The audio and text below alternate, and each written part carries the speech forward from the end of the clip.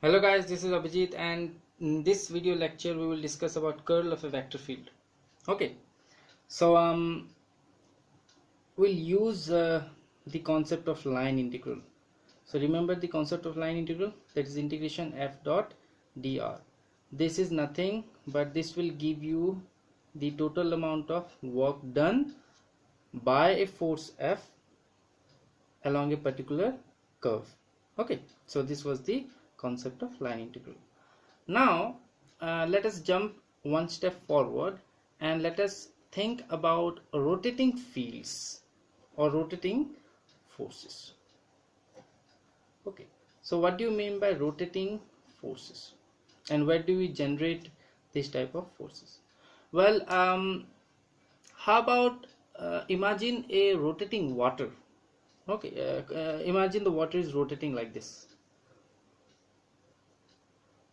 Okay, so you might have seen this in the seas, and this is a common phenomenon. It's like a tornado.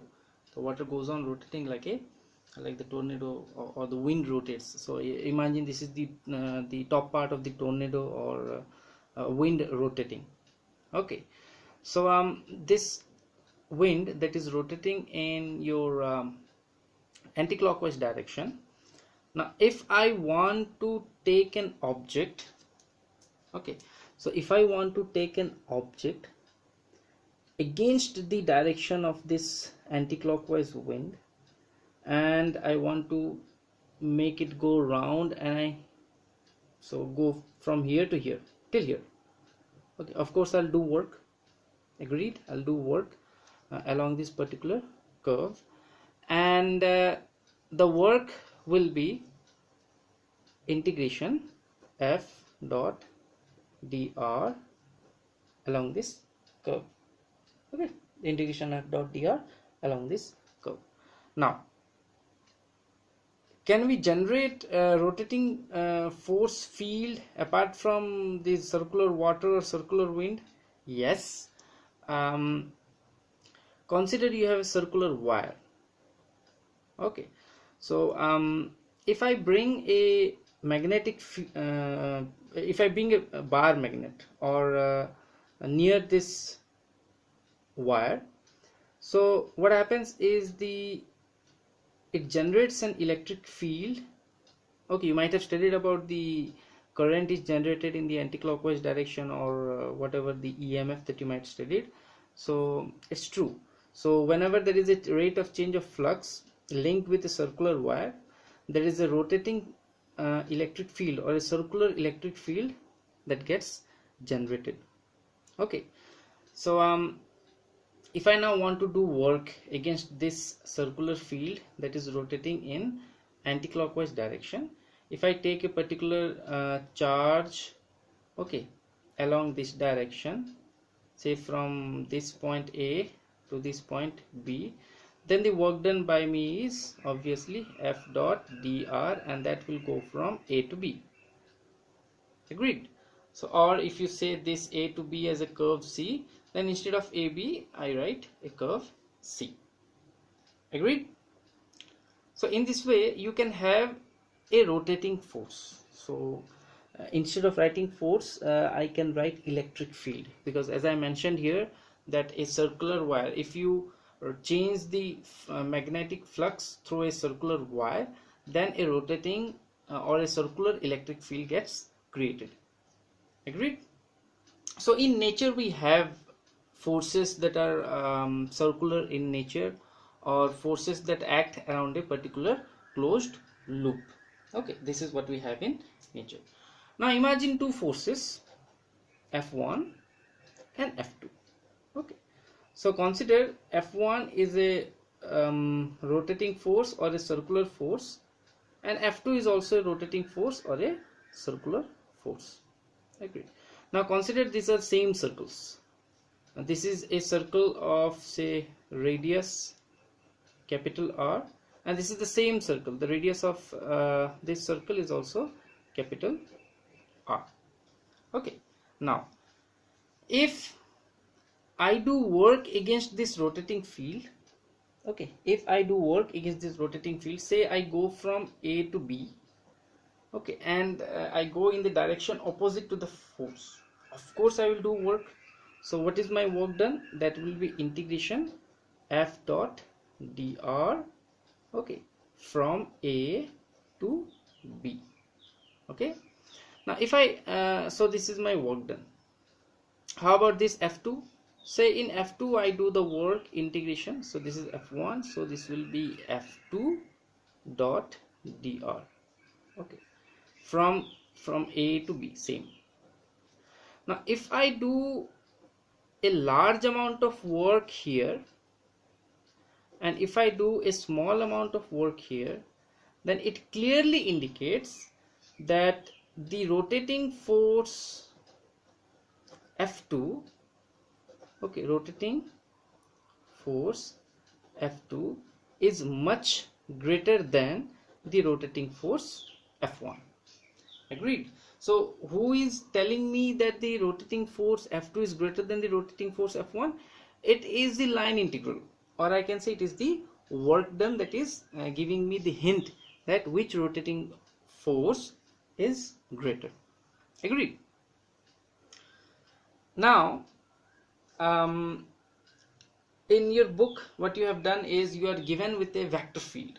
Okay, sometimes you have said consider a vector field A. Okay, so this is a vector field A and you are asked to take a line integral along a particular curve C.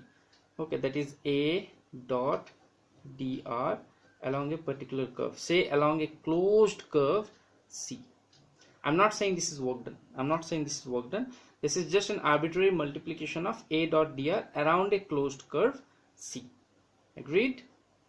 So this is the line integral.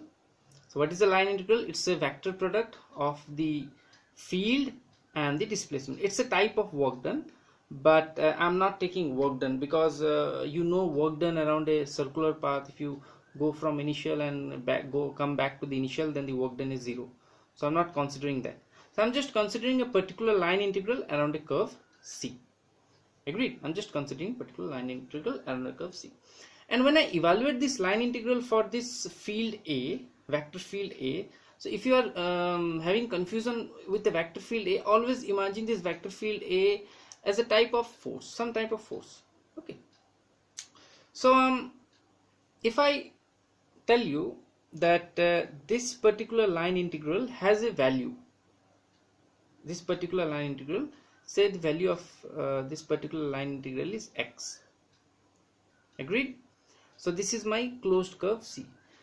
Say the area enclosed inside this closed curve C is S. The area enclosed inside this closed curve C is S. Then if I do line integral of the vector field A around the closed curve C, okay, this is just a number, this is just a number, and I divide it with the area, that is the area enclosed in this curve C. So what is S? S is area enclosed inside curve C. Okay, then this is my del cross A. So what is cross product? Cross product is nothing but the value of line integral per unit area. Agreed? The value of line integral per unit area. So let me make you clear on this point. How about if you have remembered divergence? Okay, so as we have discussed earlier, that if you have a particular field E and if you are taking the divergence, okay, so divergence is nothing but the total flux, okay, generated, total flux generated. The flux is coming out of surface S. So consider this is a sphere. Okay, so this sphere has a surface S. So consider flux is coming out of the surface S, and this sphere is enclosing a volume V. So the sphere is enclosing a volume V. Okay, so if I divide the total flux with a volume V, then this term, it becomes flux per unit volume. Okay, and we defined flux per unit volume as divergence or del dot E. Similarly, this quantity is, consider you have a force field or any vector field A. You take a particular curve C. The curve may be circular, the curve may be of any shape. Okay, you can even take a rectangular curve, and you also need to specify the direction. In which direction are you evaluating the line integral? Okay, so if you evaluate the line integral around the complete curve C, of course you will get a number. It will be a scalar number because you see it's a dot product. Okay, it's a type of work done. Work done is a scalar, it's just a number, so you'll get a number. So line integral of a particular force field A around a curve C is done. You get a number. And if this C is encloses a area S, then if you divide this with area, the way you have divided volume with the flux, so if you divide this line integral with an area, you get the curl of A. So what is the physical meaning of curl? The physical meaning of curl is line integral per unit area. Now, why this is important?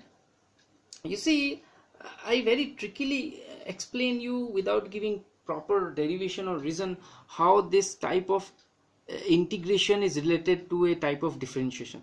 You see an amazing thing here. This is a line integral and this is a cross product. So these are all in differential form and this is an integral form. Okay, so how come that you just divide the integral form by S and you get curl? Well, it's not that easy. It is true, this expression is true. Okay, if you are given a vector field, if you are given a particular curve C, just evaluate the line integral around C and then divide it by S, you get a value, and that value is equal to if you evaluate the curl of A. Okay, that is true, but the way the integration here is related to a differentiation here is an amazing thing. It's really an amazing thing. Okay, so let us try to understand what curl is. Okay, so let us try to understand what curl is. Let me do it here. If I have space, I want to do it here. Agreed. So consider a vector A. Okay, so A can have components AI, AJ and AK. So it can have 3 components. Agreed. Now if you do curl of A, so if you do curl of A, now the question is, how does the curl of A is gonna look? It's gonna look like this. You take the determinant. Okay, so put here I, put here J and put here K. Okay, and then you just put here del by del X, put here del by del Y and put here del by del Z, and here you put the 3 components AI, AJ and AK. So this is a determinant. So I'm sure you know how to evaluate this determinant. So if you evaluate this determinant, you will get a expression for curl. Okay, so this is the meaning of curl of a vector field. So I'm not doing this. You can find this in general books. Okay, you can find this in any book. You can solve some problems, but the real thing that I want you to understand is this particular formula. Okay, so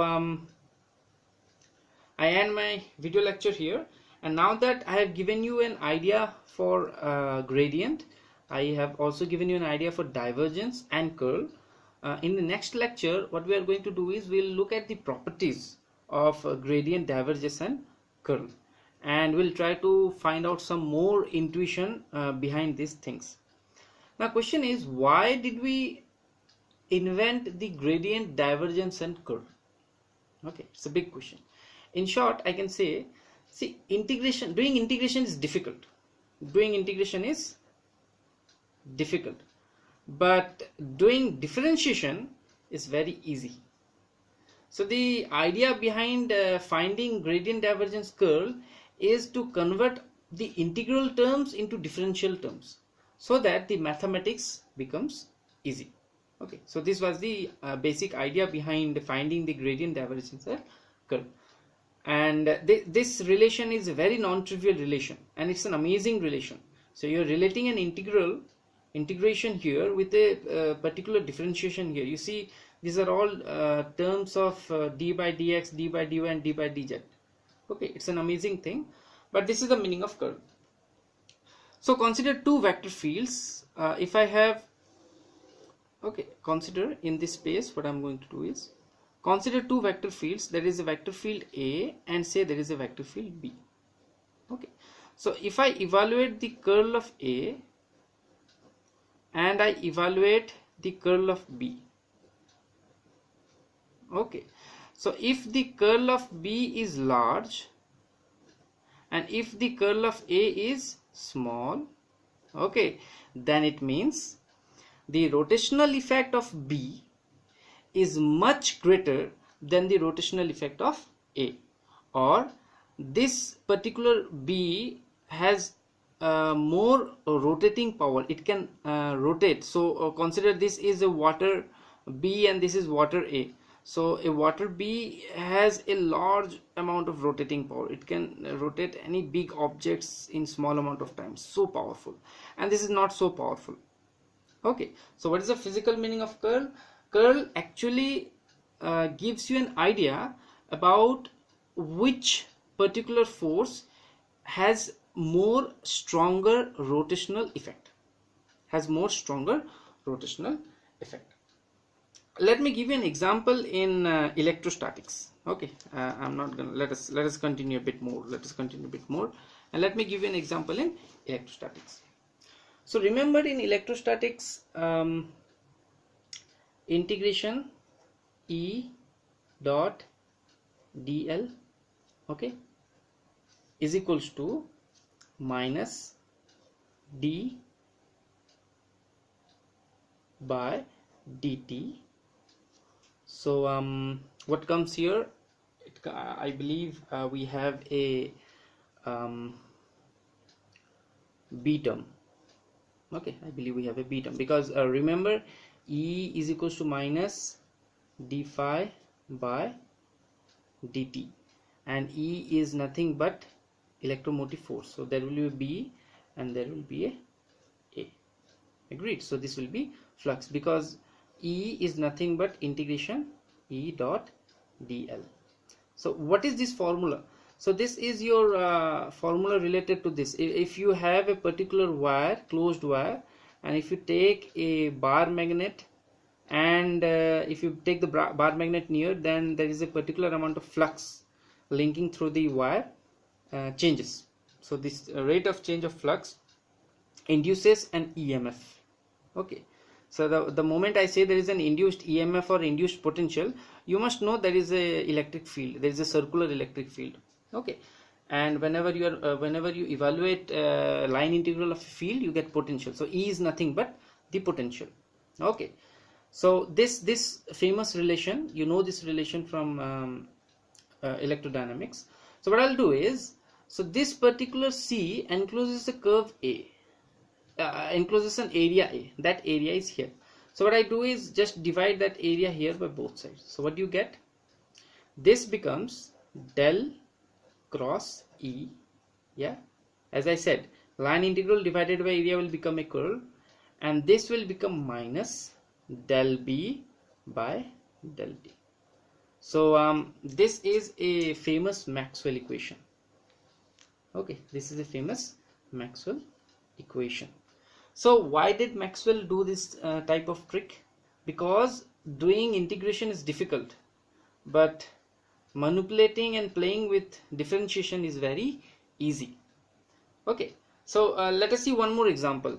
Another example is integration B dot dl around a particular curve, okay, is equals to mu 0 I.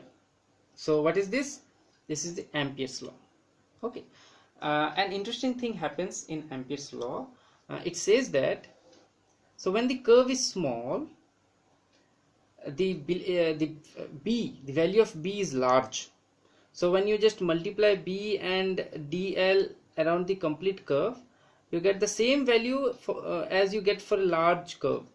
So for a large curve, the displacement or the distance is big, I mean the integration dl is big, but b is smaller. Agreed? So the more larger curve you go, the b gets small as the distance goes longer, or as the curve length goes larger. So in this manner, the value of this is same as value of this is same as value of this. That's why it is said, Ampere's law is saying that integration b dot dl is constant. Okay, so what we'll do is the same trick, divide area by both sides. Okay, so if you divide area by both sides, you'll get del cross b equals to mu 0 j. This is another famous Maxwell equation, the unmodified part. Okay, I have not written here the modified part, the displacement current part, but this is another trick to convert the entire integration into a differentiation. Okay, so I hope you understood curl. Okay, I end the lecture here. In the next lecture, we'll see the detailed properties of various gradient, divergence and curl. Okay guys, thank you for watching this video. Thank you, bye bye.